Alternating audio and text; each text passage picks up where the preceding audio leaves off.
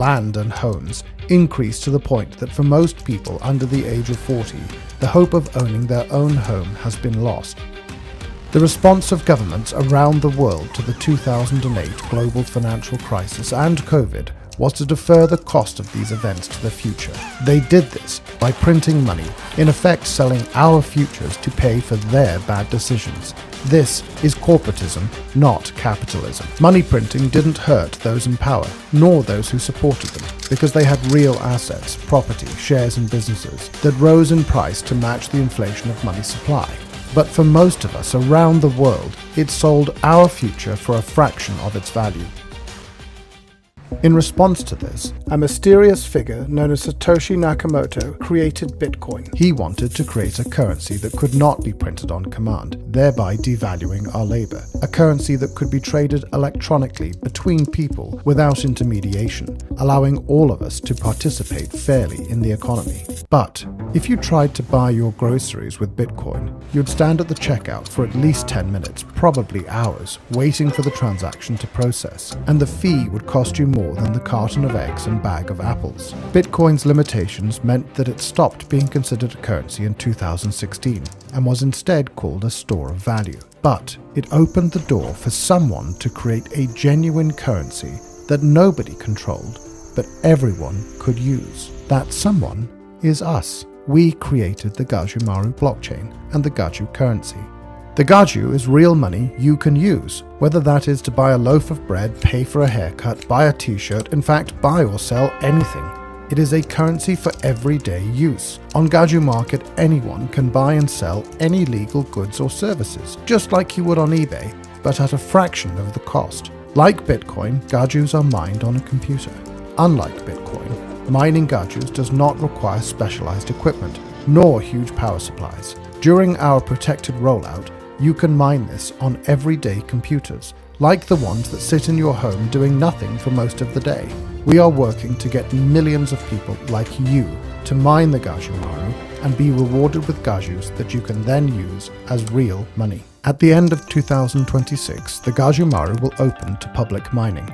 By then, we will have brought together millions of people like you to mine the Gajumaru. This will create such powerful combined computing capacity across so many millions of people that the Gajumaru can remain highly decentralized, enabling an economy for the people, by the people. To make all of this possible, we offer a variety of mining packages that combine all of the software and services you need on our website, gajumining.com. The software is simple to install, and there is a step-by-step guide that will get you mining and participating quickly and easily. You can buy those packages now. You can start mining the Gajumaru and being rewarded in Gajus now. Select a suitable mining package from the gajumining.com web store. Install and activate the software on your device and start mining today. This is an opportunity to be part of a movement to restore our humanity, our dignity, our sovereignty, creating a better future for everyone. For the first time in thousands of years, you will directly benefit from your work, your ideas, without being taxed by intermediaries or needing permission to be part of the global economy. We believe that capitalism is I win, you win, we all win, not I win, you lose. That's corporatism. We refuse to pursue venture funding that would demand we play the corporatist game, and chose instead to grow this movement by giving everyone the opportunity to benefit from their contribution to the movement. Just like being able to mine Bitcoin in 2008 or 2009, getting early access to mining the Gajumaru now allows you to mine the greatest number of Gajus and benefit most from being part of this movement. We want to share that with you. We want the whole world to be part of this. We want everyone who cares about our future to get on board and take this from a movement to a reality. We want to see an economy for the people, by the people, now. Join us. Put your fingerprints on humanity's story, our history. Be a leader in the economic emancipation of humanity. It's simple. Go to gajumining.com, select the mining package that's right for you, and get started today.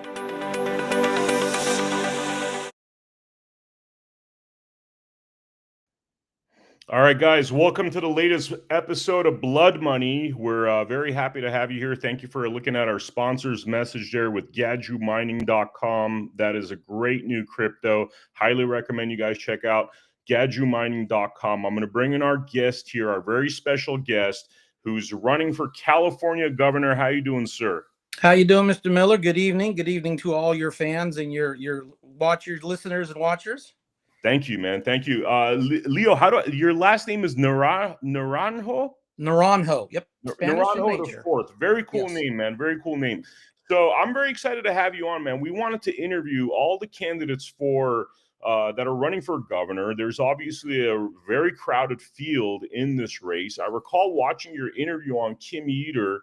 And Leo, I was actually very impressed by what you had to say. So I'm very happy to have you on the show. Let's just dive right into it, man. Tell us who you are. Tell us a little bit about who you are. And I'm going to let you run with it. I'm going to turn off my camera here and let you do some talking here. Awesome. Well, thank you very much once again. It's a pleasure to meet you. Very first time. My name is Leo Naranjo the Fourth. I'm born and raised here in Northern California. Sacramento is my home city. And when I was a teenager, I had the unpleasurable moment of having to decide to go and continue an education after high school or to help out my parent in order to keep her home after a very messy divorce. And with little options available as a teenager at that time, I decided to join the military at age 17. Of course, I needed my parents' permission, so my mom was duly selected to sign for me. Most people will say that I blackmailed my mother. I like to say I convinced her with hard thought and arguments. But the bottom line is I ended up getting signed and enlisted in the military and delayed entry program in 1979, actively joined in 1980, and I stayed on active duty until my retirement in 1995 as a sergeant. From those postings, I've been overseas, mostly in Germany for 10 years, Stuttgart, Ludwigsburg, Rheinberg, Army of Occupation in Berlin. I was deployed once for at least 5 months in Kuwait, Camp Doha specifically. I've been assigned to Fort Dix, New Jersey, and my final stopover was in Fort Stewart, Georgia. During that time frame, I picked up 2 accolades by assignment, World War II vet and Persian Gulf War I vet. Afterwards, I had a complete meltdown, didn't feel like doing much. I was resistant to get anything. The Army kind of broke my spirit. And until I got remotivated again after about a 3-month pause, I went into some light work and security, dipped around there until finally I got into what I did before, which was financing. So I enrolled in and got accepted for employment with the state of California Franchise Tax Board. 4 years later, that didn't pan out for permanency, and I got picked up by California Sacramento County Department of Human Assistance, where I stayed there for 11 years until I retired. Little pause again until I was picked up by the federal authorities with the Bureau of Reclamation, where I stayed for 6 years. And after undergoing and getting ready to undergo the Doge cuts, I decided I didn't want to do that a second time. So I retired from them. That was kind of convenient for me because I'd already been making noise about running as a candidate. And I used the word exploratory heavily, a little bit of deniability there, in order to run and not tick off the federal authorities till my retirement, in which case now I'm a full-blown candidate running just like most other folks here for the governorship of California in 2026. That is awesome. That is awesome. So your military service, man, let's talk a little bit about that. Because it sounds like you had probably some challenges in your childhood and then going into the military. I mean, tell me the impression that made on you. And the reason I asked that question is because some of my favorite candidates usually tend to be military members. I think there's something to be said about service. There is. It is a lifestyle that I don't necessarily encourage people to do offhand. I'll have a discussion with folks about joining the military, give them some of my experiences that I've had when I was into service. But the biggest thing is I try and ensure that people understand what it is they're about ready to do when they're getting ready to sign on the dotted line and take that oath to become a member of our armed forces, Air Force, Navy, Marines, Coast Guard, Army, Space Force. Now, it doesn't matter which branch you pick as long as you serve, but understand what you're getting ready to go into. Right now, as a civilian, you have a lot of life of luxury, so to speak. You have a lot of rights that you get to express and live out on. But in the military, you're not there to exercise your rights. You're there to protect the rights of others. And it's a hard world to suddenly go into some place where it's do as I say, not as I do, and snap to when I said it or else. When you're going from day to day of, well, I don't feel like getting up today at 7 o'clock. Oh, you are in the military. I don't feel like getting my hair cut today. Well, you will in the military. So there's a lot of changes there. I didn't start because I was gung ho for the United States of America. I wasn't a Patton fan, as you can say, really supportive of the old glory. My need of getting into the military, because at 17, how was I going to make a house payment and keep my mother afloat before she was insolvent, and pay the bills behind that with no experience, still in high school, little job education of anything, much less of life. And Uncle Sam was the way that I found that I could do so, help my mother out. My primary reason was to help out my parent. Once she got on her feet and told me that she was financially settled, now I started to open my eyes to see where I was at, what the world was there, what it was doing for me, and what I was learning. And I learned a lot from the service. I learned the good things, the bad things, and the indifferent things. So let me ask you, man. There's a lot of candidates running. How would you be different? And feel free to dive into it. I want to hear your policies. I want to hear what makes you uniquely qualified. So tell us what makes you the best candidate in this race. We have some military personnel that are in the race. Yes, we do. And I thank them for their service coming up on November 11th, honoring our Veterans Day, both current, both looking forward to, and those that gave their all. Thank you for those gentlemen who served in their time. I'm uniquely qualified as a military member because not only have I served, I retired from after 15 years of honorable service. So my certificate is there. I've been with government working through the agencies, both the state level, the county level, and the federal level for up to 30 years, including my service time. That's almost 31 years of government service. I was also during this time frame a member of the union. So I know that I've lost some people already because I was a union member. Yes, I was. I was elected as a steward. I was elected as a chief steward. So instead of representing 10 or 15 people in my capacity, I now represented almost 2,000. I was elected to the board of the governing board, where we sat down with the county officials, negotiated contract, working conditions, et cetera, where I also negotiated individuals who were accused of wrongdoing and ensured that if they did receive a punishment, it was not overblown and it was fair and equitable to what the charge was. So I have that experience behind me. Monetary experience, 15 years in the military. You give me $1 million and tell me it's all mine, I'll do all kinds of wonderful things with it for me. But if you give me government money and tell me I need to watch over this, spend it prudently, dispense with it prudently, and account for it at the end of the day, I will do that without question because that was my specialty. And I'm very keen on government money to this point. When we just saw a posting tonight, people talking about stakeholders. It's a disgusting word I can't stand when it's used in government. Stakeholder. What the hell is a stakeholder? They never tell you, they never explain it. But government officials are always quick to say, we're doing this because we've had talks with our stakeholders, so on, so forth down the line. And oh, yeah, by the way, the citizens are included at the end. Well, as a governor, my status will be, if the stakeholder word is utilized, the only one that I'm open to hearing from are the citizens of this state. Those are the stakeholders, and those are the primary people that we should be talking to. So my policy is basically I'm running for the citizens of the state. Please note that I did not say I'm running for Californians. That's a very expansive amount of personnel in this state. My stance has been very clear, and I'm the only one who has said it openly. I'm running first and foremost for the citizens of this state. We have problems here in California that need to be resolved. We need to do it effectively. We don't need to keep spending billions of dollars on problems and then turning around and saying, well, we can't fix them because I need 20 billion more to fix it. No, we already gave you $50 billion to fix the problem. Why do we still have the problem? And that's where we are today as a society. I mean, what are the things in California that are most broken that you would want to address most ferociously? First and foremost, we're going to end this nonsense called sanctuary state status in California. We are not separate. We are not separate but equal from the rest of the country. We are part of the Union of the United States of America. And as a state, we're going to start falling in line with our other states. Sanctuary status is in its entirety protects individuals from the law, protects individuals from wrongdoing against the citizenry of their state.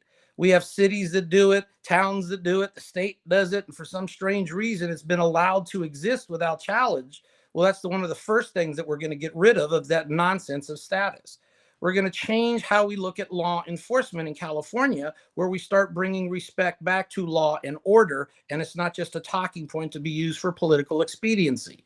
Vis-a-vis the case when we have these colleges, and I understand colleges, wonderful place to be if you're a young person, you're trying to learn the world, express your ideas, maybe clash with some fellow students over your ideas, but you have the arena of ideas to hash out and hash over. Freedom of speech, we call it. Yes, all for that. And we have dissension on college campuses. Yes, all for that as well. But when you start taking it to the level of you're impeding others, you're disrupting others, you're making demands, you're taking over, you're destroying, spray painting, burning, torching, looting, whatever the case might be, you've lost that privilege of First Amendment, and you've now become a mob, which we're going to deal with. And one of the ways that we're going to deal with is we're not going to solely punish the workforce. We're going to start putting those people in charge and holding them responsible. So in other words, if you're a dean that has lost control of your college to a mob, you failed to protect the other students and allowed them to learn, you're going to be removed. Those students that do that takeover of colleges and impede others and take over institutions, burn them, destroy them, whatever the case might be, you'll be given 5 minutes to disperse. 3 of them are already gone. And 2 minutes after that, we're going to do the roundup. Everyone's going to be removed from the college. And that's the end of that. We're going to restore law and order. And you have to bring that back. You can't keep arresting people, turning them around and saying, go do what you do. It's a misdemeanor. And maybe 5 years from now, we'll think about charging you. That has to change in this state. Okay, let me ask you, are you comfortable talking about some of the other candidates and comparing and contrasting? Because there's such a crowded field right now that I think it'll be nice to hear how you differ from others. We have just witnessed today our president, who is a Republican president of the United States of America, literally endorse an independent candidate while a Republican is running for office. And I'm speaking of the mayor of the New York City race, which, if you're following the news as of right now, Mr. Mondani is now their first Muslim mayor. What has happened to the nation? But be that as it may, you have a Republican president who just acknowledged an independent candidate over a Republican candidate. And there are lots of bylaws that Republican groups have that tell us that that is not an action that's acceptable. And then we went and doubled down on the effect by encouraging other Republicans to do the same thing. I get the implications of that election in the overall sense of for the benefit of the nation. But let's be a little bit clear about this. 8.5 million people live in New York City. Do you mean to tell me that Kenneth Sliwa was the only Republican they could muster who had the gumption to stand up and say, I want to be the mayor of New York City, and that wasn't good enough for anybody? If there was a better candidate, it should have been picked. So do I have an issue with speaking with candidates? There's an old unwritten rule about Republicans don't generally go after Republicans. I think that rule has been long shot out from under us with today's declaration. I think that rule for that time frame was good, but for today's world, it's not so good, because right now we have a candidate full of Republican individuals running for office, 24 by my last count, but you only hear about 2, and that's wrong.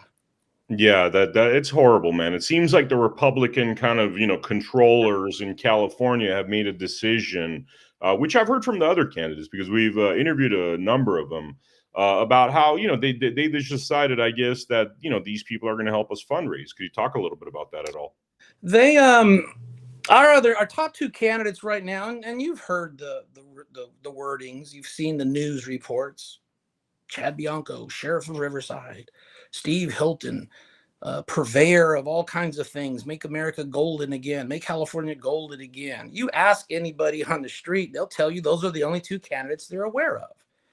And it's not the selection of choice. You have 24 other candidates. And when I tell people that, they look a little shocked. When I tell party people that, they're stunned. And most of them discount anybody other than those 2 candidates that the party has selected. And bear in mind, they have selected our choices that they want you to vote on. Not that they're great candidates, not that they're winnable candidates, not that they're good candidates. It's the ones they've chosen because they buy tickets and they sell tickets for our party functions. But are they there to win a race? Not really. Are they there to challenge the Democrats and actually be competitive? Not really.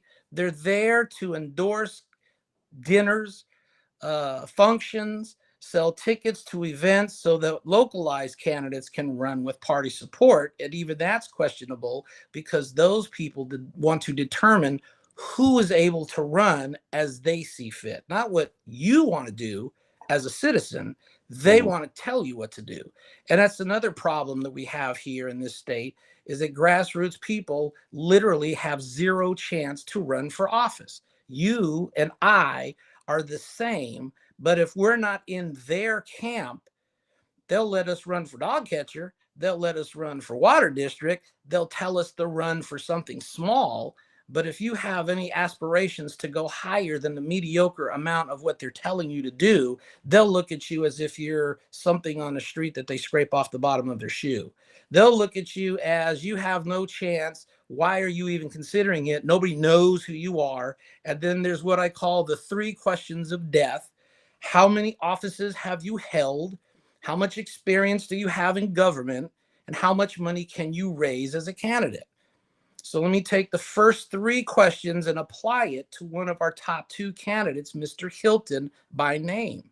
He's never held office, just like I've never held office in the United States of America, much less California. Check, we're both even there. He's never had experience in government in the United States of America, much less California. Check, we're even there. Oh no, Leo, he's had experience in England. And look where that nation is at today. Well, I've had 31 years of experience with government throughout my career. So I guess you can say we're even there. How much money can he raise? He's Steve Hilton. He's got a platform. He's got Fox News. He's a millionaire. He's got all kinds of ways to raise money. How much money can I raise? How much money can you help me raise is the question. And the bottom line for that question in total is, how much money do you expect me to raise in order to win a race? And bear this in mind, and please go back in your memory banks.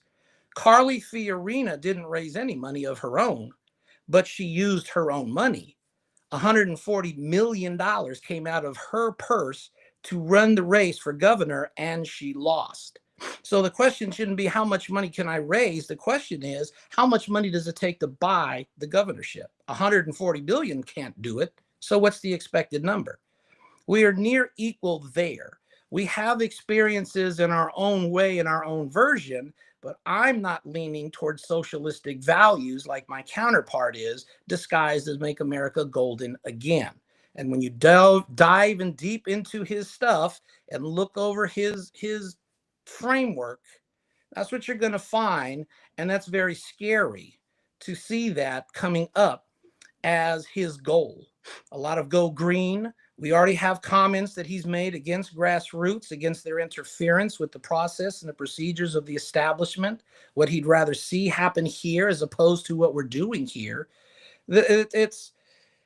He's a candidate, and unfortunately, he's one of the top 2 and the only 2 that the party acknowledges. So it's a long fight, it's a long battle, it's a hard battle, but it's one I'm up to the challenge to do.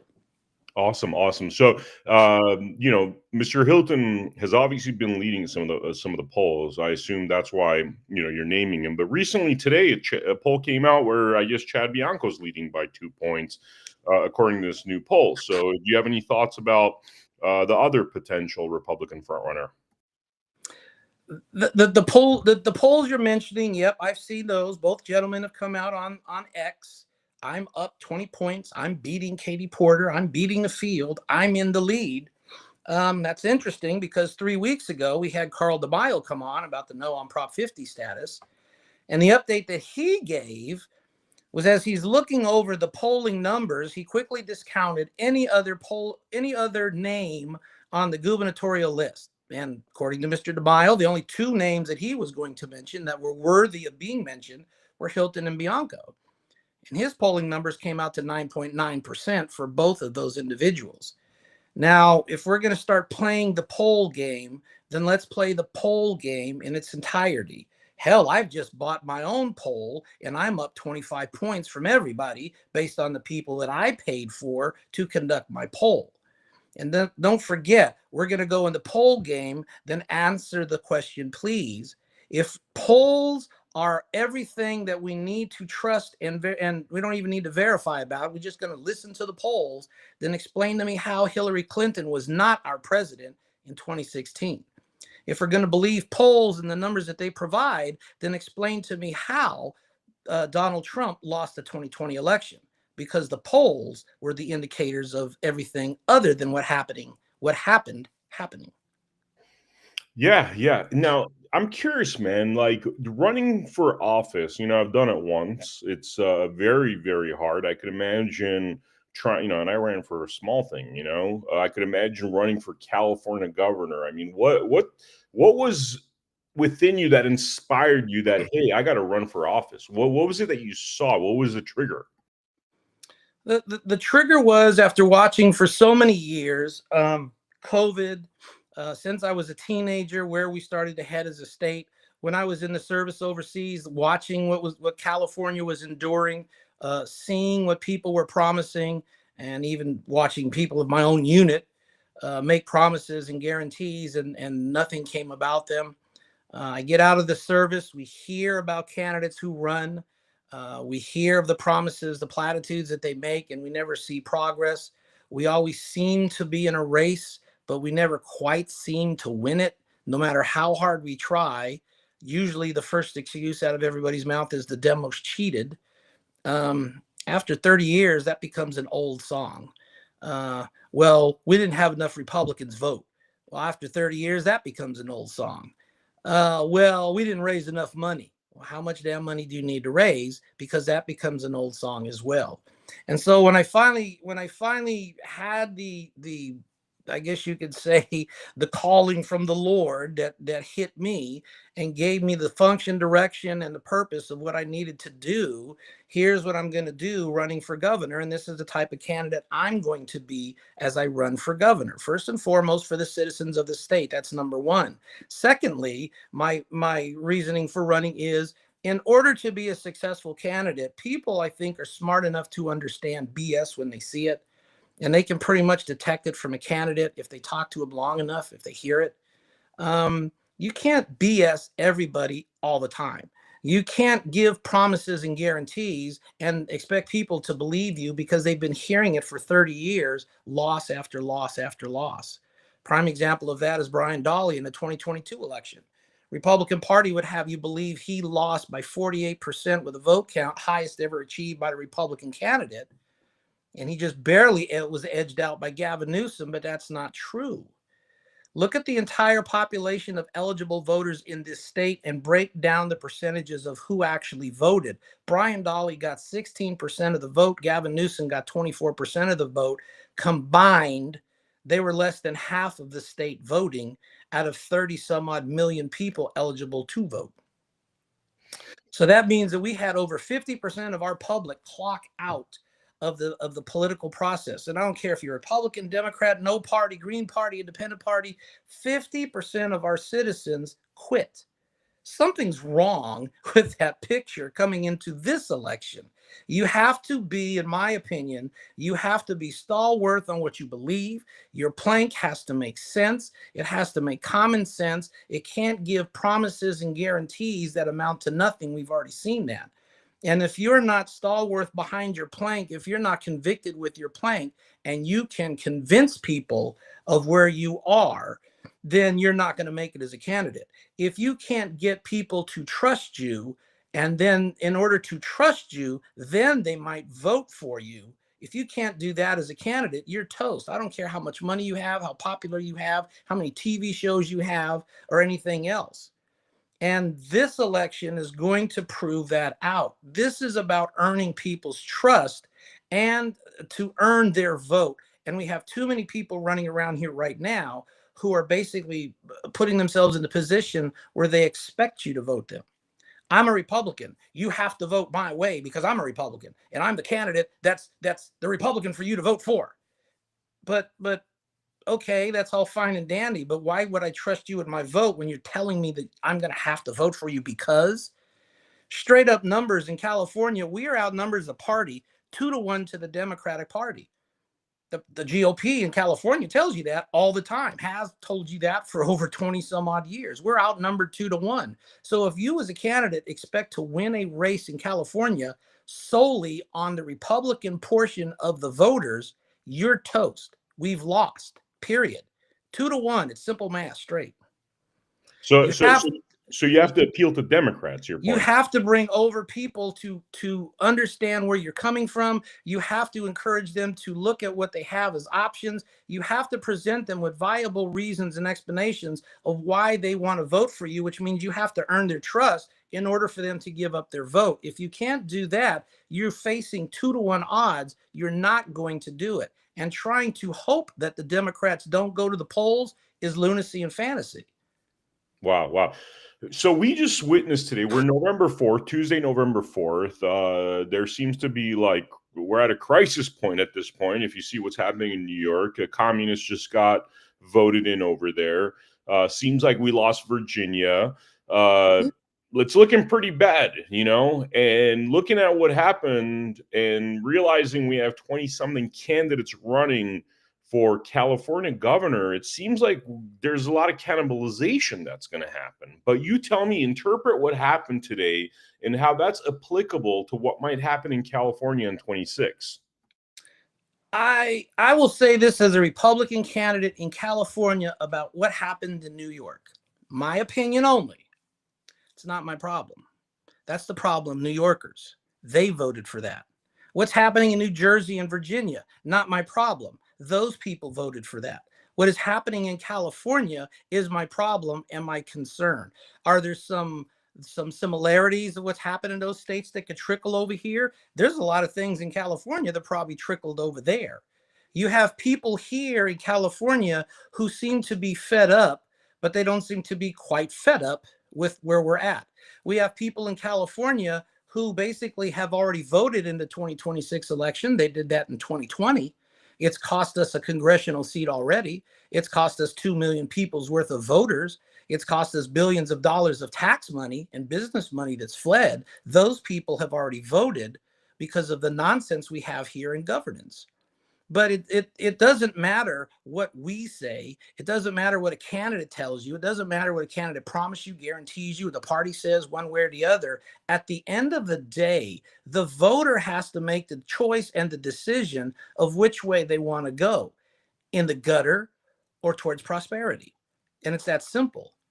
But we also have to understand and realize what happened on the East Coast of our nation is symbolic about what's going to happen to this nation overall through all of the states. And that's the age difference of what we now have as an electorate. The older generation is slowly but surely fading off into history. We've endured wars. We've endured poverty. We've endured the failure of the economic system back in the big crash of the Wall Street crash. We've endured famines. We've endured droughts. We've endured fires, conflicts, combat, you name it, we've endured it.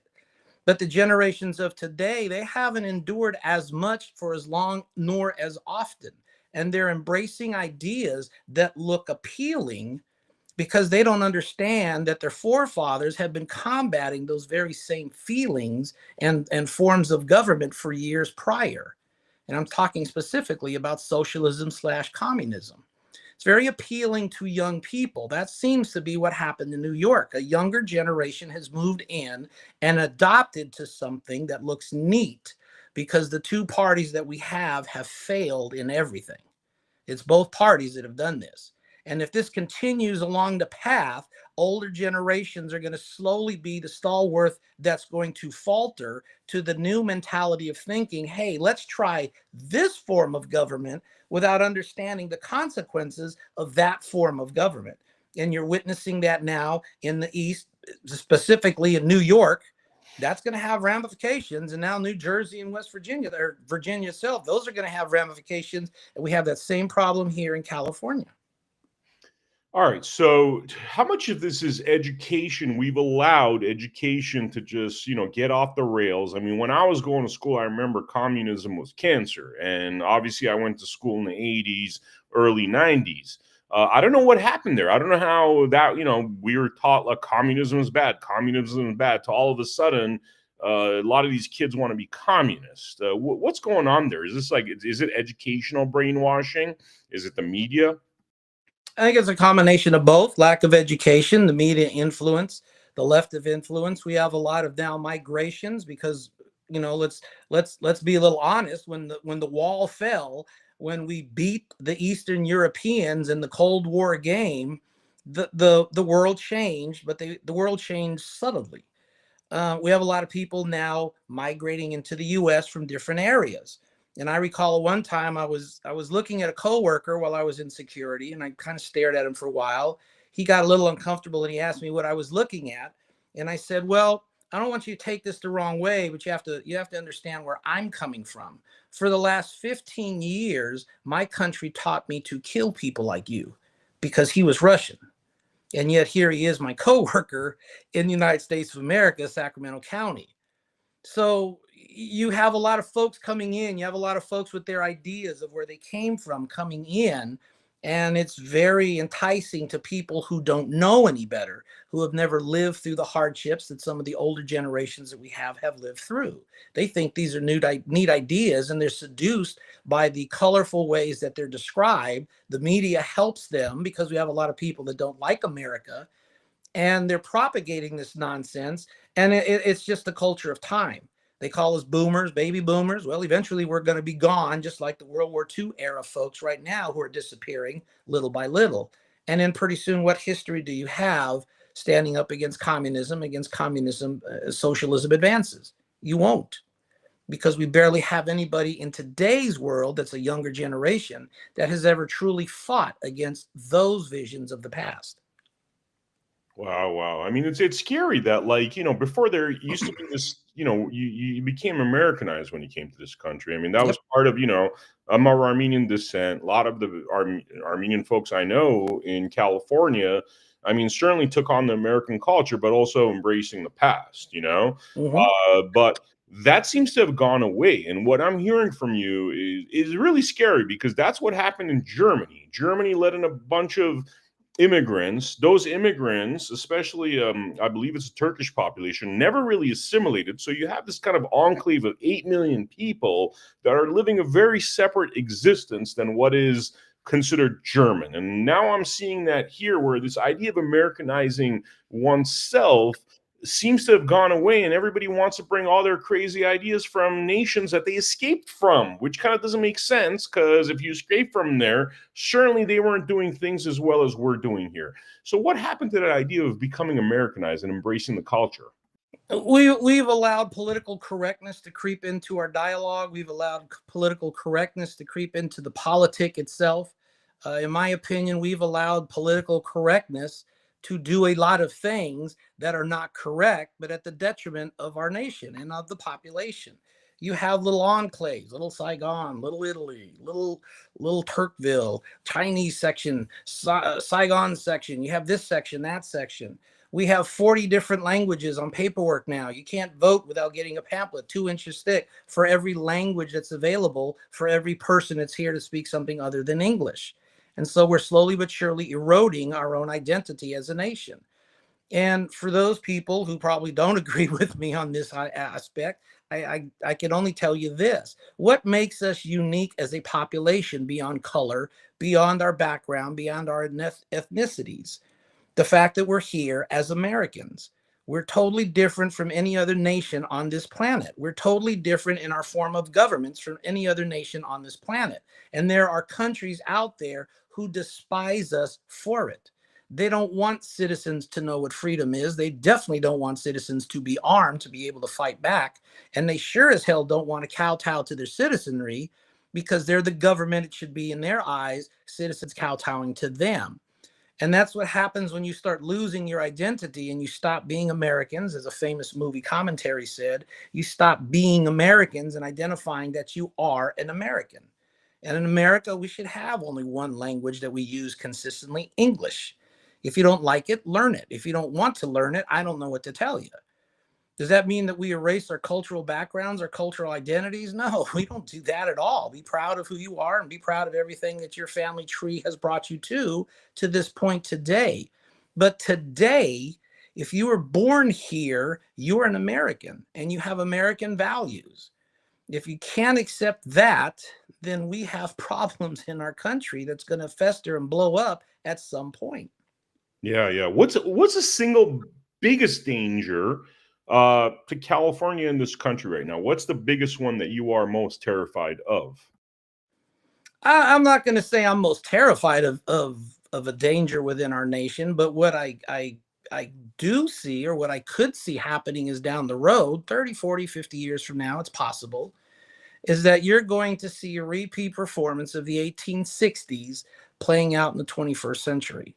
You're going to see something that's going to drive America to do things to the benefit of America and the detriment of citizens who are not going along with Americans.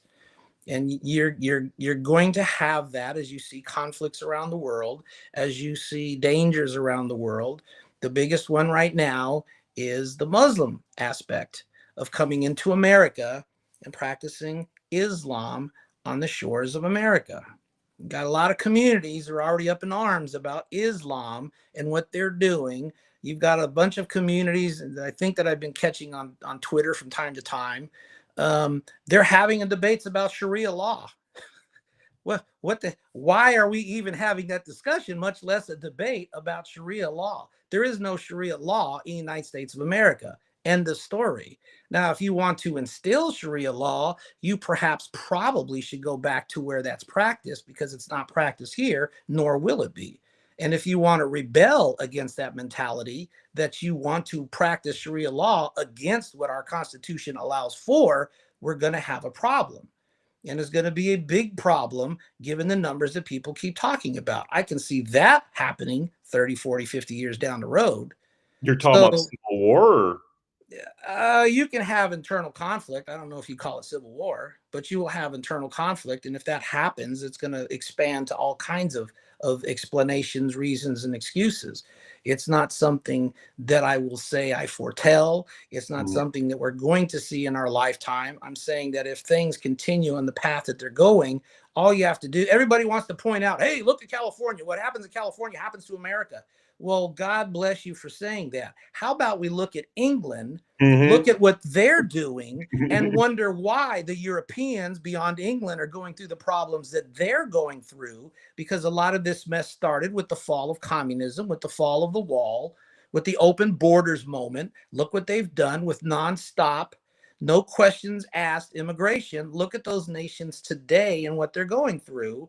And since we always like to say what happens here happens to us, what happens in Europe at some point will either drag us into something or it'll start happening here. So, like, some of the younger generation, I always hear where they're highly critical of the baby boomers, and you're a baby boomer, obviously, so this isn't Evidently. but like, they're really going off on the baby boomers. They feel like the baby boomers have not done justice to this country. And look, I look at what's happening, this idea of communism, them going forward towards free stuff. And then I also look at the youth, and they're all in debt, and there's not opportunity like there was. And then there's AI coming, and there's lack of jobs. So in a way, I'm an old fart, but I could relate to their angst, and I could see how they're being misguided in these directions. I mean, what do you say in terms of past generations and how we got here to this current moment? That's a good question. It's not an easy one to respond to, because, I don't live in other people's homes. I can't say what's going on in their lifestyle, why they're having financial problems. I could give them a hand to explain where their financial problems started. I could probably give them some experience on how to get out of it. They wouldn't appreciate what they might have to cut, but they wouldn't be insolvent or stressed as they seem to be currently today. We have a generation that looks at boomers and they just scorn us. Oh, you old people, be glad when you're gone and you're not here. You're an impediment to this. You're an impediment to that. You're an impediment to the old ways. You can see some science fiction movies about how young people thought about old people. And come to find out, young people generally were still looking for the old people to get the answer right. You can have, as we move into economic changes in our society from the past to the present, as we look up technology changes from the past to the present, and the potentials of what's going to happen to our nation in the future, much less the world, at some point in time, it's going to be really neat to be able to build the toy that you think is going to help your life with everything under the sun, and have no concept of what to do when the toy starts acting up and acts independent. So then what are you going to do? Ooh, we got to ask the old people. Well, the old people aren't around. Now what are you going to do? That's the moment where you have to grow up and figure it out on your own. And many of us have already done that, which is why we're trying to impart the knowledge and the skills to the younger people on what not to do to be in that situation where you're broke on the street, homeless, addled with drugs, addled with alcohol, or something else of that nature. Let me ask you, what would you say is your greatest skill? Like your greatest skill that you think is going to come in very handy if you are successful with the governor run? I think one of my greatest skills is in being able just to deal with people in general. I mean, I've dealt with people in the military most of my 15-year career, excuse me. I've had opportunities to speak with soldiers one-on-one, to speak in groups of soldiers one-on-one. I've had the opportunity to command soldiers in settings. I've had that same opportunity to speak with individuals when I worked security, whether it was neighborhood security, mall security in Roseville, industrial security in Hewlett Packard, hospital security in Kaiser, again in Roseville, California. I've dealt with folks in the state level, dealt with folks in the county level, and with county officials, again, as a union rep, representing contract and negotiating with those people of the political persuasion. I've dealt with people in the federal moments. And for most of what I've dealt with, it's very easy to figure out the person that you're talking to. If you want somebody that's a straight shooter, here you go. If you want somebody that's going to tap dance for you, here you go. If you want somebody that you want to have present you a magic show and dazzle you with brilliance, but baffle you with BS, here you go. Whatever you'd like me to do, I'll accomplish for you. But at the end of the day, you're going to think you got something and you didn't get jack diddly. I'm going to get some exercise and that's about it.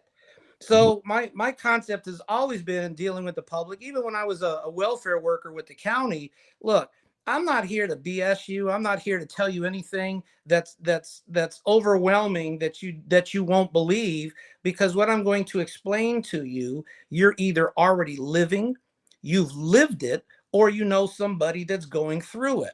I'm not going to tell you platitudes. I'm going to tell you the facts, the truth of where I'm at with the information you give me to work with, and we're going to come to a solution. It's that simple.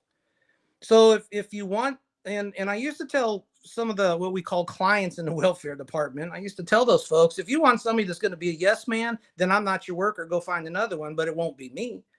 If you want somebody that's going to stroke you and make you feel good because you fell down, I'm not the guy that you want as your worker. Don't go to me. But if you want somebody that's going to truly and honestly try and help you in your predicament to get you out of it, then I'm the guy that you can rely on to get you where you need to go. But it's a two-way street. You have to help me do this. I'm not the only person in California that's going to be running the state if I'm elected governor. There's all kinds of other people who are going to be there with me. Can I get them to join the program and help out? I hope I can. Will there be resistance? Hell yeah, there will be, because people won't like success. They won't like winning. They won't like positive outcomes. They like the state being in a mediocre sense. They like the state being in a loser status because it gets them money and the opportunity to raise funds to make promises that we all know they'll never keep. Tell me a little bit about some of your work in welfare. You're talking about how you help people get their life back together. You know, Sure. give me a case study example of what you're referring to. Well, one fast one that comes to mind, and I wanted to utilize this particular example, speaking with the Women's Federated Republicans here in California. And disclaimer, if you guys are listening, you're going to hear this one up front. I had a young lady that came into our office. She was one of my clients. And at the time, our clientele was 2,200 to 2,500 people a worker that we dealt with. And she came in and I noticed her in the waiting area. And I was trying to figure out, how am I going to help this woman do something different with her life? Because every day it seems to be the same thing. She's always coming in, um, going through life, but not really living it. If you can picture that sense of the word. She had her eyes open, but they were lifeless. There was no excitement. There was no pizzazz. There was no nothing there. She was existing. And she came in for this particular day. I had to sit down with her, and it was to give her about a $300 clothing voucher where she was to go and buy some clothes that the county allowed for. And when I got everything prepped up, I told her, at the end of this conversation, I want you to go out there, do me a favor. I want you to buy something other than black, dark brown, or anything that has a dark coloring in it. If you can't do that, don't come back looking for me, because I'm not going to be your worker anymore. And she was stunned. Holy, really? Are you telling me that? And I said, yes, I am. This will be my last day I see you. If you come in with something that's dark, bye. I'll send you to another worker to deal with. I'm not going to deal with you. So she went about her way, and she came back a few days later. And the one thing I noticed is, a fashionista, she was not, but that wasn't the point. It was the energy that she exhibited in her face, in her mannerisms, when she came in, and she proudly showed me the dress that she had. It was very vibrant, and it was really an uplifting thing for her, because you could see in her face the excitement and the joy that was hidden for so long under the veil of, I'm just existing. She now had a spark inside of her. And I had to tell her some bad news. I said, ma'am, unfortunately, our county is going on rotation, so I'm going to lose you as a client. I just wanted you to know from me that the county is getting ready to shift your case out of my control. What? Who do I need to speak? Do you have a supervisor here? Yes, ma'am. I want to speak to him. They're going to want to know why. Tell them it's personal. Thank you. I'll get them. And about 10 minutes later, the supervisor came out of that conversation. Don't worry about her, Mr. Naranjo. Her case isn't going anywhere. And that woman never had fought before for her rights to do anything on her behalf. And here she just did. So that's what I mean by at least being impactful.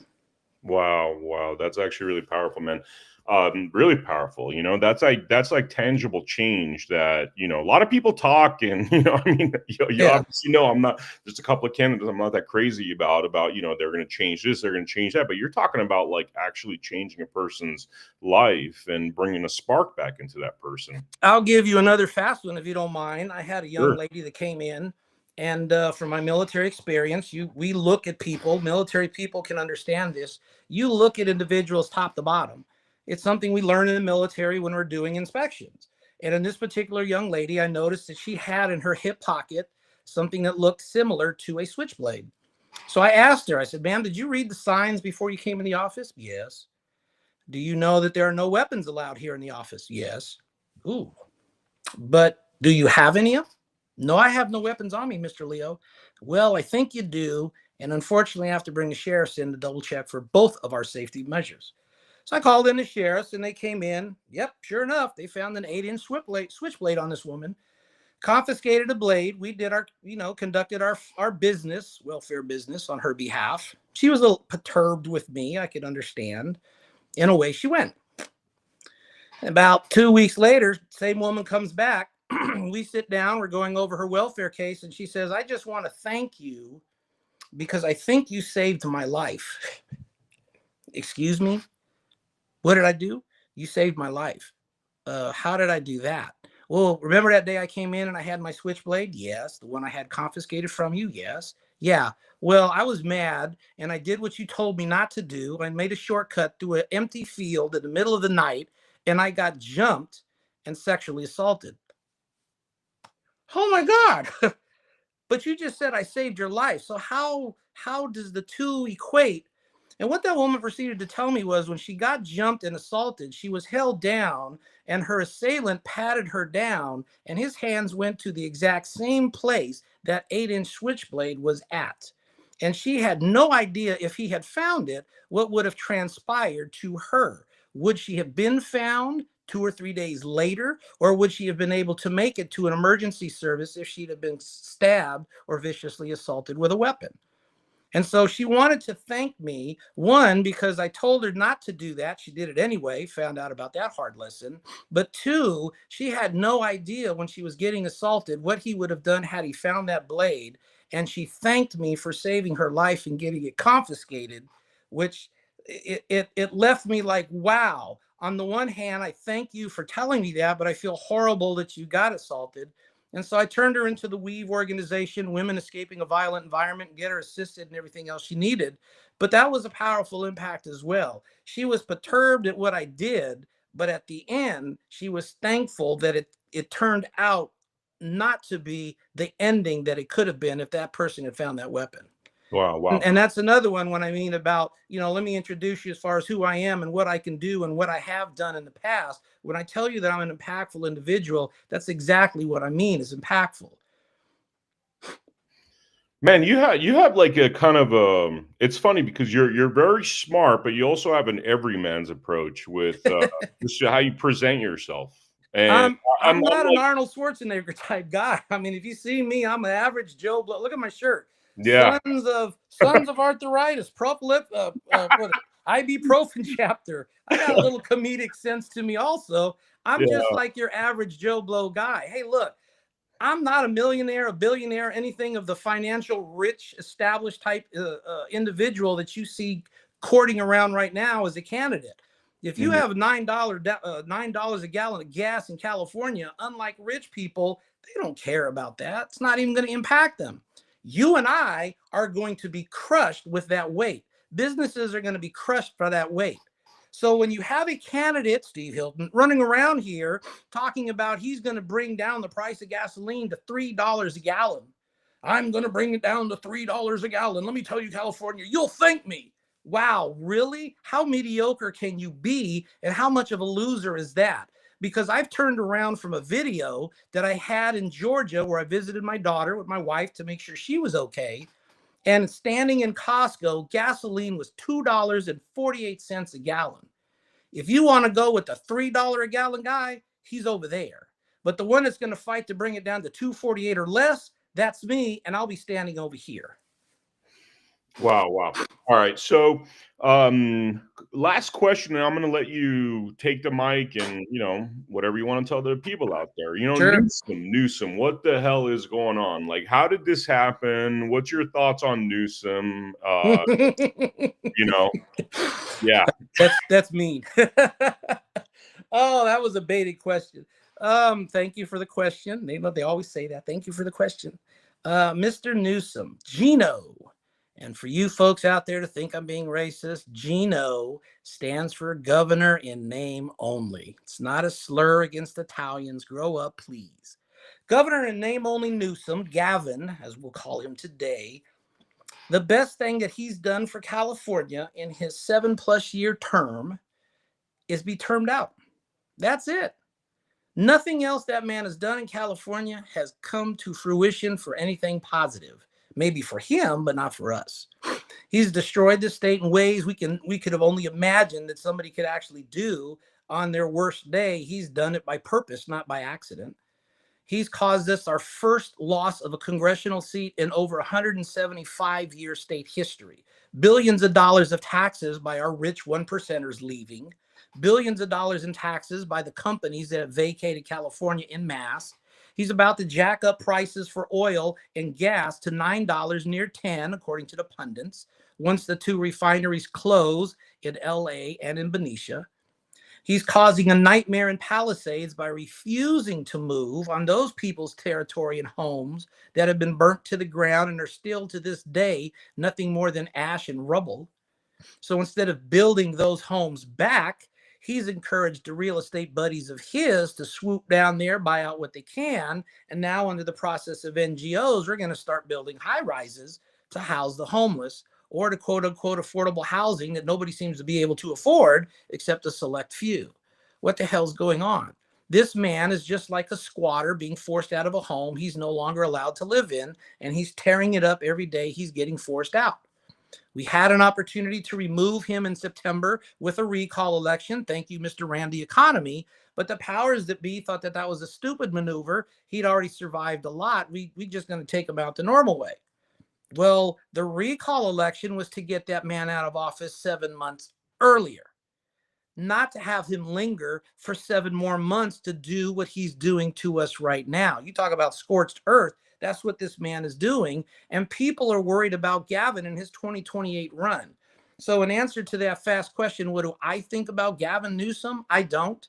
I could care less what that man is doing. Should I be elected? The only thing I want him to do is give me the keys to the office and get the hell out of my way, because I don't care where he goes, what he does, what he says, what he explains. It doesn't matter to me. He is a useless individual for this state. He has been. And if the country has figured out that they want him as a president, God help us as a nation, because we've got some very, very problematic issues throughout all the other 49 states. But we have candidates right now that are paranoid of Gavin Newsom running. Why? They want to be on his podcast, Mr. Hilton. Why? What are you going to have a discussion with him about? There's nothing to discuss. Get the hell out of my way and let me fix the mess that you've created, is my stance.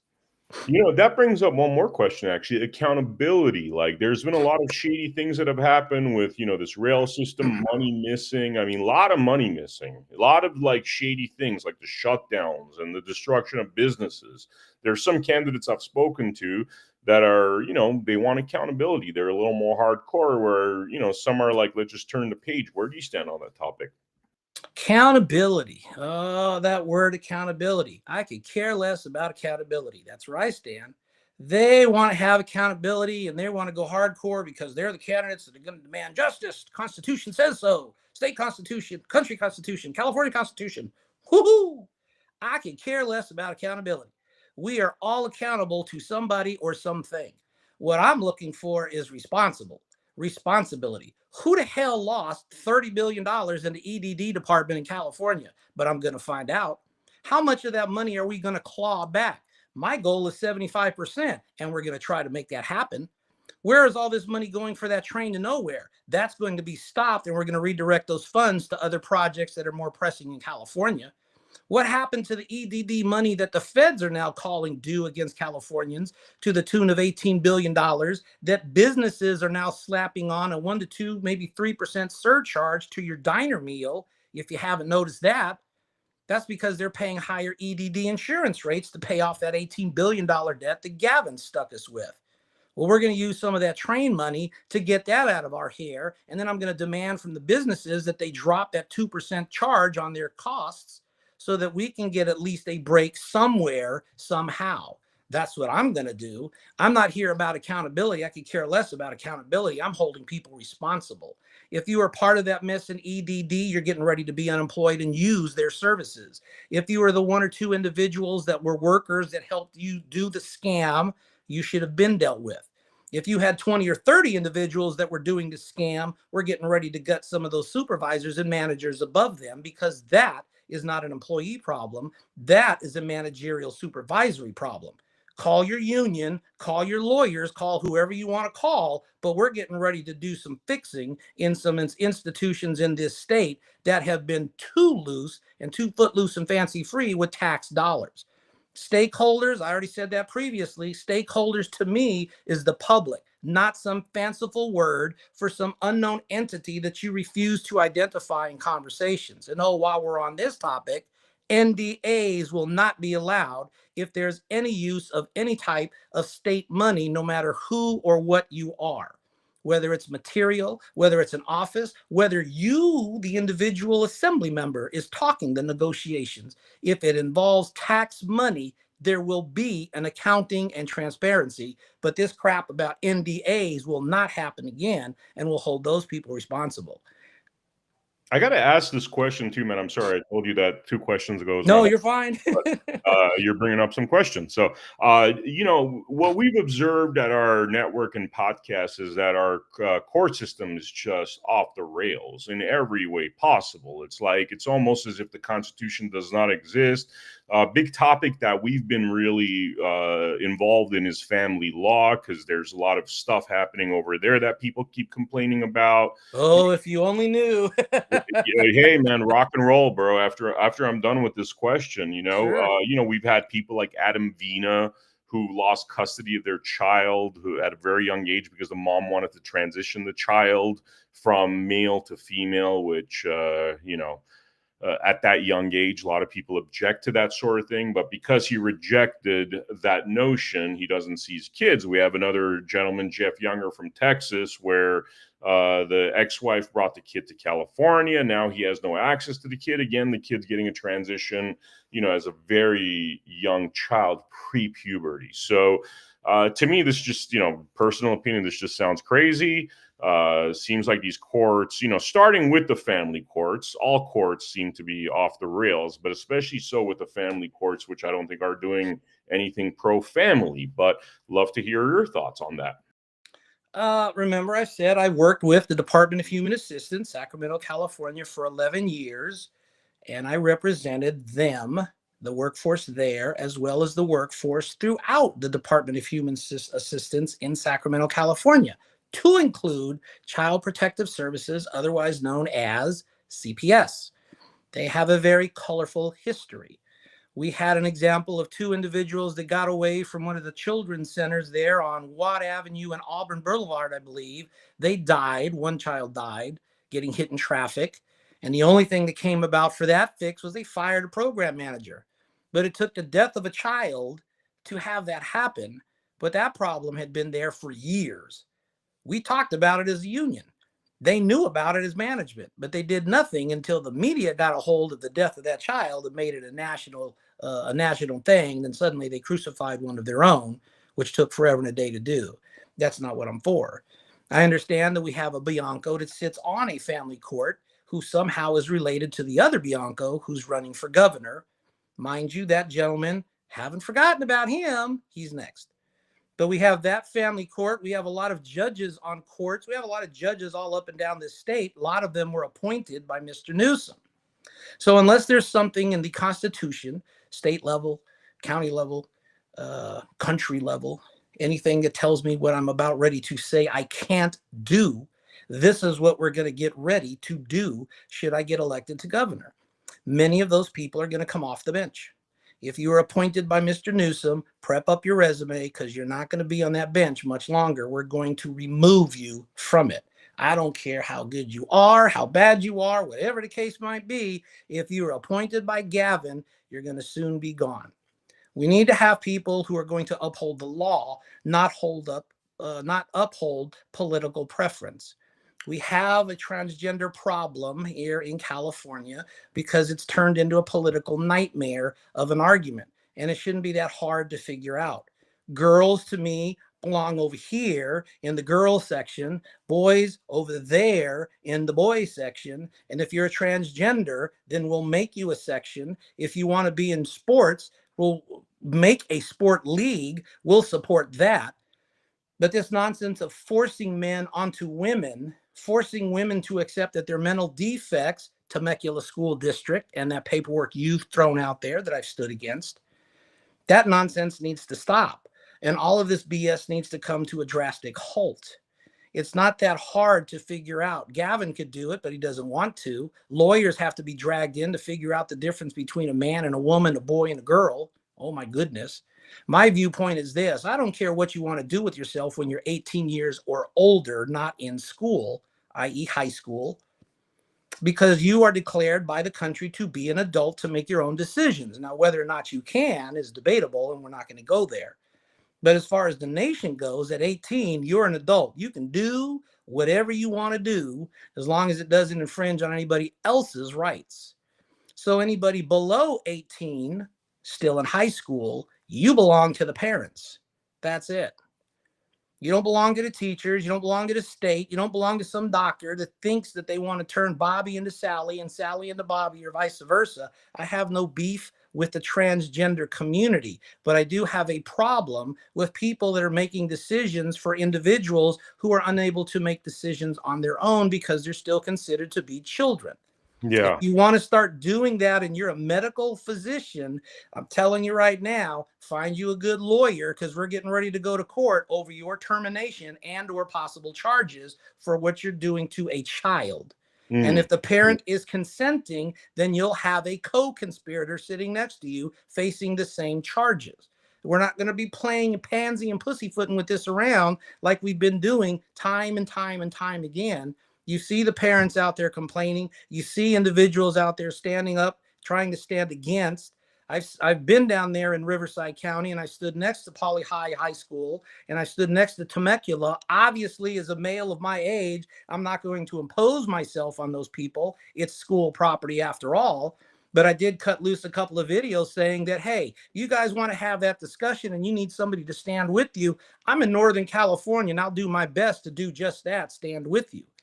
But no other candidate that I'm aware of has made a stance on this topic. And it's not a hard topic to figure out. Boys on one side, girls on the other, transgender will create something for you so that you're safe and secure from harassment and anything else as well.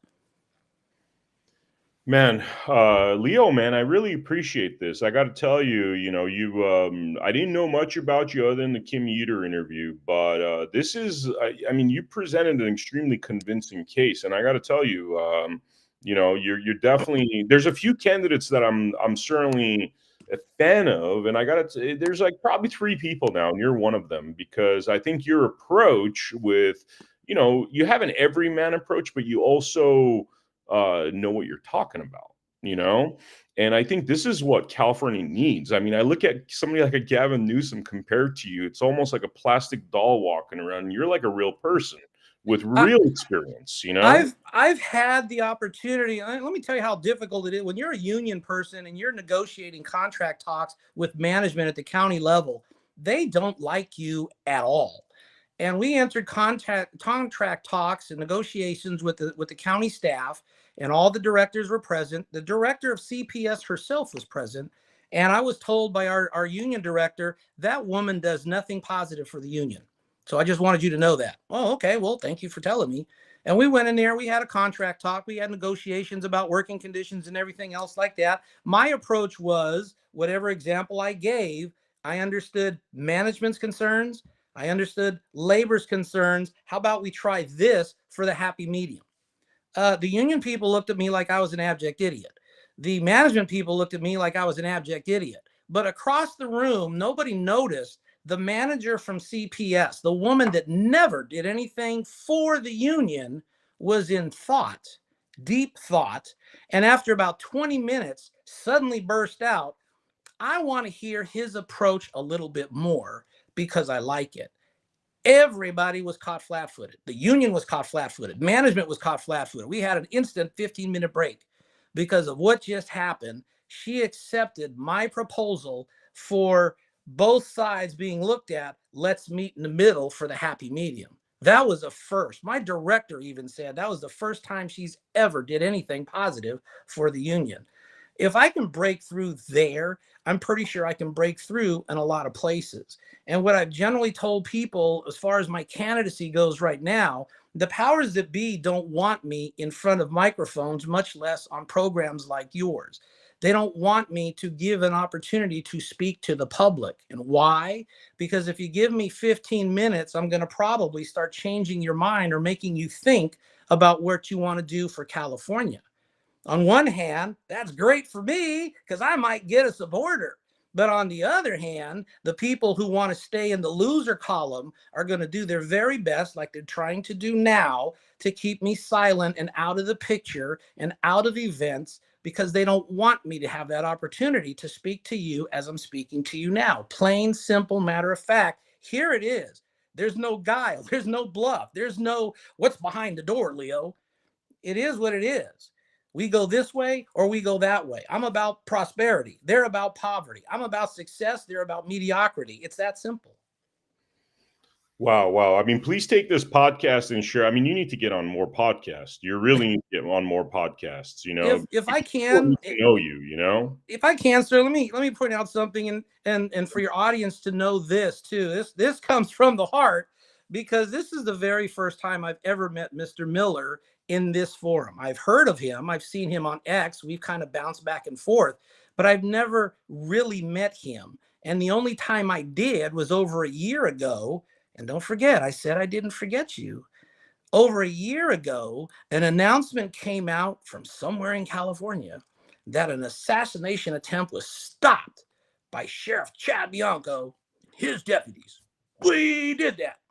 We stopped the third Trump assassin. And I was listening to this when I was driving around. I'm laughing my ass off right now. Sorry. I'm listening to this explanation with my wife in the car, and he's going in his explanation of what he did, describing you to a T, and I started to laugh. And my apologies to you in advance as I tell this story. Yes, I did laugh. My wife looks at me like, yeah, are you nuts? Do you know how serious the charges are? And I sure do. Do you know what that man is saying about this Miller guy? I sure do. Well, why do you find this funny? I said, because Chad Bianco was standing up there grandstanding for his campaign. You don't know that. Bullshit. Pardon my French. Watch. And a few hours later, here come the reports. First one was Donald Trump. There was no assassination attempt made against me. And if you believe that, something's wrong with you. I started to laugh some more. My wife looks at me now. What are you cracking up about? I said, do you realize what just happened? Donald Trump just made that man that said he stopped an assassination attempt look like a complete ass. If the target says it never happened, who the hell are you to claim that it did? And here's another funny thing that's going to happen. I don't even know who this Miller guy is, but I tell you what, Sheriff Bianco better pray to God that's exactly what that man intended to do, because if not, within 3 days, I think he's going to get sued for defamation. And what happened within 48 hours, that's exactly what Mr. Miller did. And where are we today? The sheriff is still withholding, from what I'm reading in reports, body cam footage of the entire event. He's still denying it. He would put an innocent individual at the mercies of the law to enhance his own candidacy as governor. What the hell would he do to California if we really had that man as governor and he really was trying to do something else? And we're not even talking about kneeling to the mob, the $625,000 a year paycheck he's still getting while he's campaigning. By the way, that contract doesn't expire until 2028. So I think in my non-political expertise self, I'm thinking that Mr. Bianco is going to probably drop for an excuse between now and March and cash in behind Mr. Hilton. That's my professional and political humble opinion. Wow. Thank you for that, man. Thank you. I really appreciate that. He never thought I was an assassin. I mean, it was definitely, it's been an adventure. A blind man could see that, what was going on, which is really sad. And the fact that it happened, and unfortunately it happened to you, but the fact that it happened tells you about that man. You put somebody on the spotlight to that degree to enhance your own career. What the hell kind of individual does that? That's almost like me going around in the military, getting my joys off of frying soldiers just because I could. I never did that as a sergeant and NCO in the United States military. In my knowledge, I never fried a soldier. I've punished a few, yes. And that punishment was well-deserved, yes. Insubordination will do that to you. But to purposely do it just so I could get a ha-ha or enhance my prestige or something like that, that was the most disgusting display of a candidate's background on full view to the nation. And yet the party is pushing this guy on us as the candidate. The man nearly folded. You saw the interview. The man nearly folded when everybody thought Mel Gibson was going to show up. But then Mel Gibson stayed in Italy to do a movie. He kind of panicked when Kamala Harris was getting ready to jump in, but then she quit. And he still doesn't understand the concept. You got thrown overboard by the party for Mel Gibson. Then they courted you again. And then they threw you overboard when Steve Hilton showed up. My question to you gentlemen, since we keep always talking about splitting the vote, which one of you individuals is going to quit for the other one? Hey, I got an even better idea. Why don't you both drop out and just go behind me? That would really be great. Since we're talking about vote splitting. Because you people seem to be there to raise tickets to get money for central committees. That's what a North Californian Central Committee leader up here has said, and it's recorded to have been said. I'm here to win an election, to change this state, to help the citizens that are in it, to hopefully stop everybody from leaving, and to fight for the ones who can't, whatever the reasons are. But why should we leave when they're the problem? That's what I'm trying to do. And the biggest problem and the first impediment I have is my own damn party. And we're not even talking about the Democrats yet, but they're next. Yeah, yeah, tonight. What happened tonight is a warning shot. I mean, look, it's very simple math. You know, if they had organized what was happening in New York, right now it would be neck and neck. You know, if you had a Yep. person and Cuomo, you know, and it just seems as though there was a critical mistake made there in leadership. They should have seen this way months ago, and they should have said only one person because we're going to lose this race. You know. Um, Sheriff Bianco has refused to show up to the governor debate on the 8th of November. If mhm, you listen to somebody else explain it, Sheriff Bianco had a scheduling conflict, wasn't aware of this, and that's why he's not going to be there. Well, that's BS. yeah. Mr. Hilton says he's going to be there, but he supposedly is leading in the polls. And when you ask the pundits, when you're leading, you don't go to debates and put yourself at risk of being embarrassed. Well, Mhm. you're going to get some tough questions on your socialistic tendencies, the socialistic people that you're hanging with when you do the secret squirrel California regiment, let's all kumbaya and try to get together to make a slate for California. What the hell do you think's going on with that? Some of those people are not conservative. They're embracing socialistic ideas. And the saddest part about it is one of them is a veteran. And that's unfortunate. But he stated it. He's come out with it. He was challenged and he said, yes, that's where I'm going. Wow. Seriously? But yet you're hanging as if you've been buddies with this individual forever and a day. That was reported too, by the way, of the meeting that you had after the GOP convention in September. No staff, nobody else there, just you guys having a sit down and figuring out where we go from here. And you're getting ready to have another one on the 16th or the 19th, not sure exactly which day, it keeps changing. You're going to have another meeting with individuals, only this time you've invited somebody who's embraced. I'm not saying talking, I'm saying embrace anti-Semitic viewpoints. And that was Mr. Langford with the Holocaust picture of Auschwitz and posting that as his solution to homelessness in California. I pounced on him like a starving person looking at a piece of meat on the ground and let the people in Israel know who reported that, the Auschwitz Museum that complained about it and said, there is no way, shape, form, or hell this man represents the Republican Party, a Republican candidate, and he sure as hell isn't representative of anything I stand for, and I have to apologize for his stupidity. Mhm. Not one other candidate came out against that man, but yet they're getting ready to hold a forum with that man. Mhm. I keep warning those folks, you play with this long enough, don't worry about what's going to happen to them. You're the candidate. It's your reputation on the line. Don't spout the red, white, and blue while you're convorting with the Nazi symbolisms in the background, white supremacists, and anything else you want to call those type of people. But that's what you're doing. And Mr. Hilton, you're playing with them a lot. Leo, man, this has been incredibly powerful, informative. I really enjoyed this interview. Thank you I so thank you much. very much. Yeah, and I want to give you the mic right now because I want you to speak to the people, whatever message you have before we wrap up this episode. Sure. Let me make this short and brief. Ladies and gentlemen, my name is Leo Naranjo IV. I'm a candidate for governor in 2026. And my first and foremost reason for running in this race is for the citizens of the state of California, the citizens of this state. I'm not here for corporations. I'm not here for the party. I'm not here only for Republicans. I'm here for citizens of this state. My speech was long when I first uttered it in 2023 with a few minor alterations. It hasn't changed. It hasn't altered. I've been approached by candidates to drop out, and I've told them to get bent in so many polite words. I've been approached by a rich individual with $200 million in the bank. Leo, what's your plan B? Are you going to quit? No. I'm not quitting because you tell me to. I'm not quitting because the odds are adverse and against me, stacked as they are. Hell, I've been in the military, ma'am, sir, and anybody else that's interested in knowing about it. We face adversity all the time. I was stationed in a city 200 miles behind at the time what was enemy lines. My life expectancy, because I was admin, was only 3 minutes, 6 minutes for the infantry. Don't tell me about what adversity means to me. I already know what adversity means. I've been dealing with it my whole life and my whole career, especially against people who like success to not succeed, but who embrace failure as the norm. I'm not here for that. I'm here to win this state and bring it back from insolvency and the desperational point that it's at.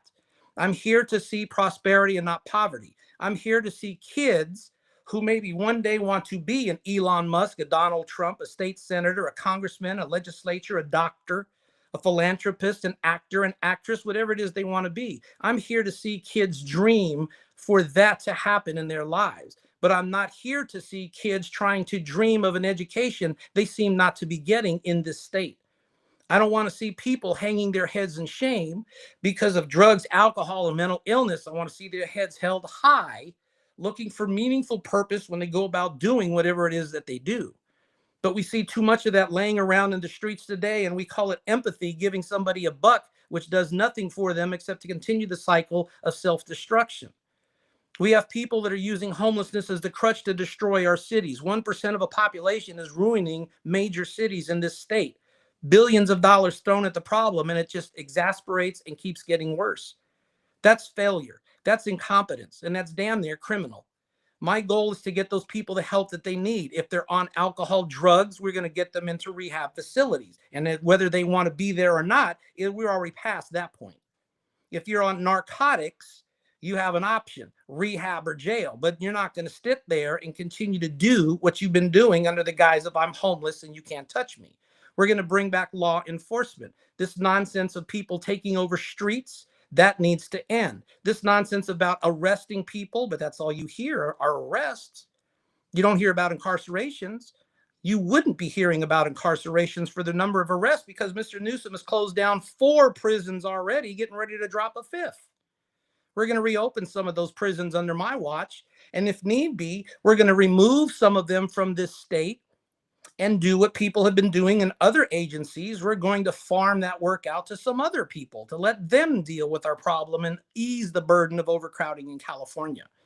We're going to be the first state in this nation to not tax our people because we are the last state that keeps doing it. We're going to respect the veterans as we should have been doing by removing that burden from their retirement pay and benefits and stopping that taxation of their checks. We're going to look at the costs in this state and we're going to drop them by 50%. That's my goal, at least 50%. But we also have to cut spending corresponding amounts. Some of the candidates are very brazen when they say they want to get rid of state tax. They want to get rid of income tax. They want to get rid of this tax. They want to get rid of that tax. They're telling you all the wonderful things that you want to hear, that they want to reduce. They want to reduce your debt, but they're not explaining how they're going to reduce the spending. Sometimes it's not what people say. Sometimes it's what people aren't saying that you need to look at just as hard. I want to reduce your income costs in California. But what are you going to reduce spending-wise to correspond to the reduction of revenue? And raising revenue to offset a reduction is not going to be it under my administration. I want California to be the 3rd largest economy in the world by what it produces, what it grows, and what it sells to the world, not from what we tax and steal from our citizens. We have economic abilities in this nation. We always complain about narcotics, drugs, or anything else helpful in the medical community. I want to see California be the medical community of this nation, much less the state, and produce the medicines that we need at a cheaper rate here, not overseas. I want to see the ability of a city way up north, Crescent City, I believe it is. I want to utilize that port for the potential that it is and stop giving the excuses of why we can't insert the agency that's roadblocking that. Palisades, I understand most of you folks are blue and you probably hate my guts because I'm a Republican, but guess what? I want to see your homes rebuilt and you back in them, as opposed to looking at that blight that we're seeing daily from down there. And I've been down there walking around. It's heartbreaking and heart-rendering to see what happened. And it's still standing as nothing is being done, whether by the mayor, whether by the governor, whether by assembly, nobody has done a thing. I'm going to be the guy that's going to start removing those roadblocks. If you want to sue me, I'll see you in court. That's what I have lawyers for. That's what the state will deal with. If you think I'm violating a constitutional statute, hey, let's bash that out in courtroom and see who's right. And maybe you are right. Okay, but I'm going to approach it in a different way to get to the point where I'm right and I'm going to do what's right, which is fix that area down south and bring those people back to homesteading as opposed to instead of a home. That's what I plan to do. Unlike some of the other candidates, I'm not here talking platitudes, promises, or guarantees. You won't hear the word promise or guarantee in my rhetoric. Much as I can, I don't use those words. But I can assure you we're going to get things done in this state.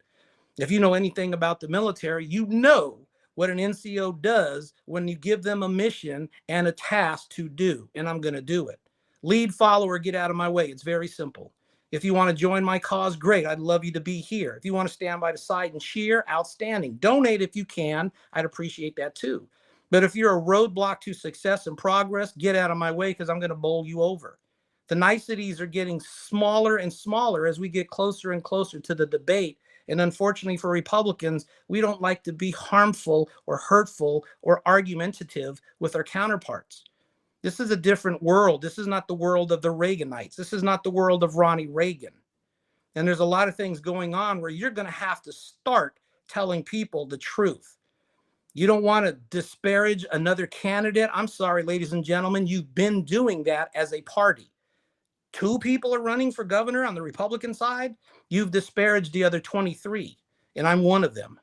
So when we start asking the hardball questions to your picks, don't get mad.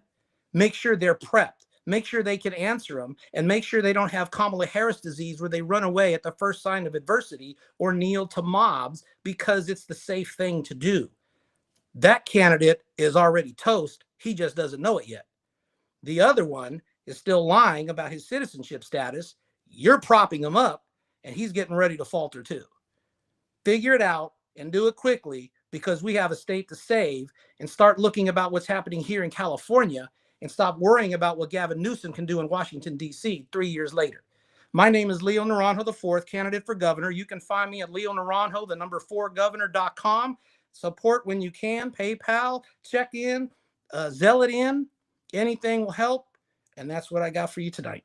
Have a great evening. Thank you very much for this opportunity, Mr. Miller. I look forward to meeting you in person on the 8th of November down in San Marcos. You guys have a wonderful weekend.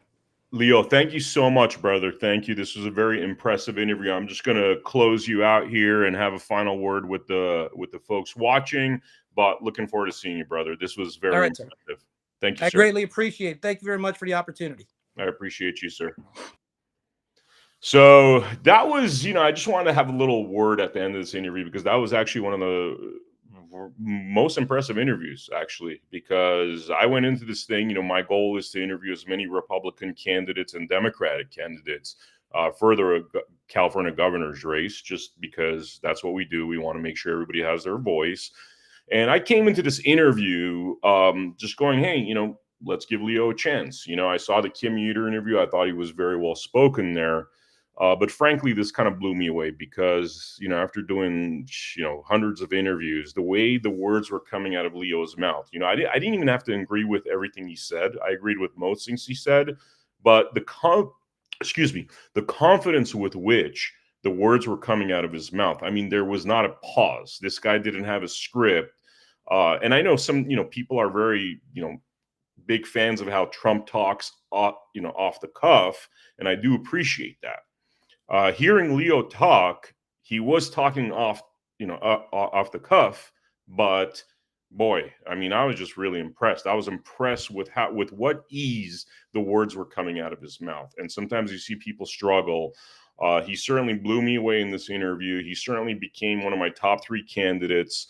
And we just look forward to seeing what happens in this race. This is a very important race. We can't allow what happened in New York to happen in California. And that's where this is destined unless we get this thing straight. So in closing, I'm going to play this reel from our sponsors. This company is called GadjuMining.com, and it's a cryptocurrency that I've become a part of in sense of supporting this cryptocurrency because I think they have some really amazing ideas. Part of what they're doing is they're actually setting up a marketplace. So not only could you mine crypto at home, there's a Shopify/Amazon like marketplace where you could set up your own store and essentially trade, and then trade out of the gadget currency, change it to dollars, change it to Bitcoin, whatever you want to do.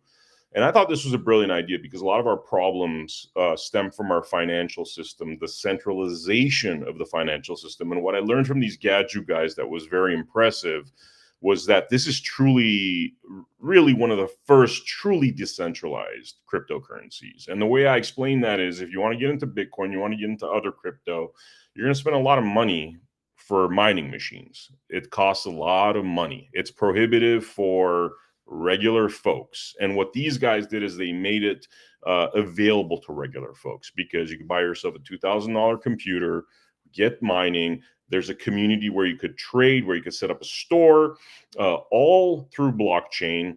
And so Gaju mining is something that I personally support. I'm going to play this reel, and then we're done with this episode. Thank you very much for joining us. Tomorrow we have an episode with Chief Mato. Really great episode. Thursday we have an episode with Brandon Joe Williams, and much more coming on the Blood Money podcast and the America Happens Network. Thank you for joining us. I will see you all on the next episode of Blood Money. Over the last 30 years, we have seen the value of our work diminish and the price of real assets like land and homes increase to the point that for most people under the age of 40, the hope of owning their own home has been lost. The response of governments around the world to the 2008 global financial crisis and COVID was to defer the cost of these events to the future. They did this by printing money, in effect selling our futures to pay for their bad decisions. This is corporatism, not capitalism. Money printing didn't hurt those in power, nor those who supported them, because they had real assets, property, shares and businesses that rose in price to match the inflation of money supply. But for most of us around the world, it sold our future for a fraction of its value.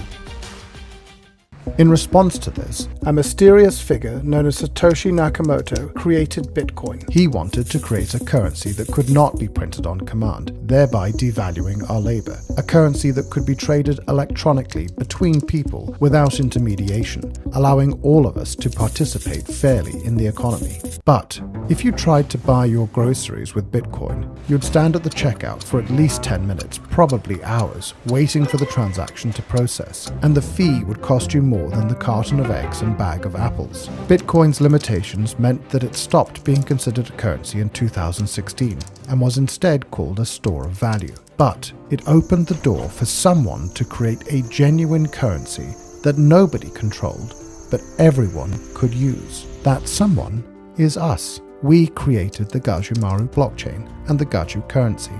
The Gaju is real money you can use, whether that is to buy a loaf of bread, pay for a haircut, buy a t-shirt, in fact buy or sell anything. It is a currency for everyday use. On Gaju Market, anyone can buy and sell any legal goods or services, just like you would on eBay, but at a fraction of the cost. Like Bitcoin, Gajus are mined on a computer. Unlike Bitcoin, mining Gajus does not require specialized equipment, nor huge power supplies. During our protected rollout, you can mine this on everyday computers, like the ones that sit in your home doing nothing for most of the day. We are working to get millions of people like you to mine the Gajumaru and be rewarded with Gajus that you can then use as real money. At the end of 2026, the Gajumaru will open to public mining. By then, we will have brought together millions of people like you to mine the Gajumaru. This will create such powerful combined computing capacity across so many millions of people that the Gajumaru can remain highly decentralized, enabling an economy for the people, by the people. To make all of this possible, we offer a variety of mining packages that combine all of the software and services you need on our website, gajumining.com. The software is simple to install, and there is a step-by-step guide that will get you mining and participating quickly and easily. You can buy those packages now. You can start mining the Gajumaru and being rewarded in Gajus now. Select a suitable mining package from the gajumining.com web store. Install and activate the software on your device and start mining today. This is an opportunity to be part of a movement to restore our humanity, our dignity, our sovereignty, creating a better future for everyone. For the first time in thousands of years, you will directly benefit from your work, your ideas, without being taxed by intermediaries or needing permission to be part of the global economy. We believe that capitalism is I win, you win, we all win, not I win, you lose. That's corporatism.